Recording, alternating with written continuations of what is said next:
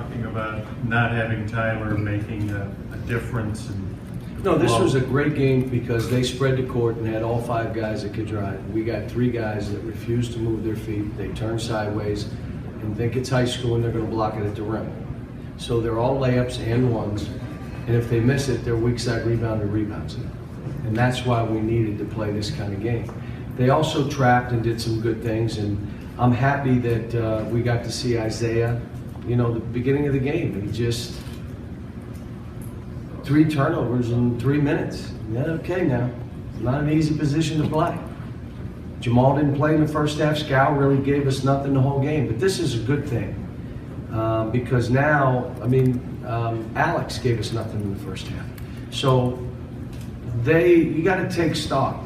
The thing about elite athletes and world-class athletes, they can evaluate their performance and say, all right, I got to fix this.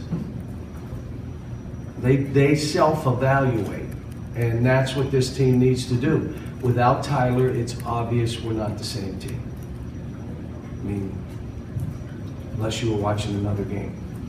We're not the same team, but it still doesn't mean we shouldn't play hard and guys shouldn't battle and fight for balls. We got beat to everything in the first half. Now, this team, they're going to win a lot of games. They had San Diego State and Maryland to the wire. They had us on the ropes. Think about that. Those are the kind of games they played, and they've lost them, but they played them. I think Dan has done a great job playing the way they have to play. They were just tougher than us. We were lucky to out-rebound because they out-rebounded us 20-12 at half. They out-rebounded us by 8. And it could have been more. I mean, a couple of them, the shot went up and we ran from a guy and they jumped over top of us and not fouling, just we didn't want to block out. We just grabbed a couple. Cal, you were obviously not happy with Marcus at South Florida, the way sort of his He was great effort, his today. focus. And Ooh, was he good. what If he doesn't, Marcus Lee doesn't play, we lose. Because I had to get Scow out and I had to get Alex out. Tried to play Derek, and again, you see him in that isolation, having to guard the ball. He's struggling.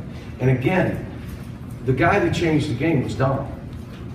Dom did what he did at the Michigan game a couple years ago. He went in and guarded that player and said, I can do it. And then he made some free throws. See, it is demoralizing when guys go up and miss 4 front-end one-on-ones in the first half and we miss 10 free throws.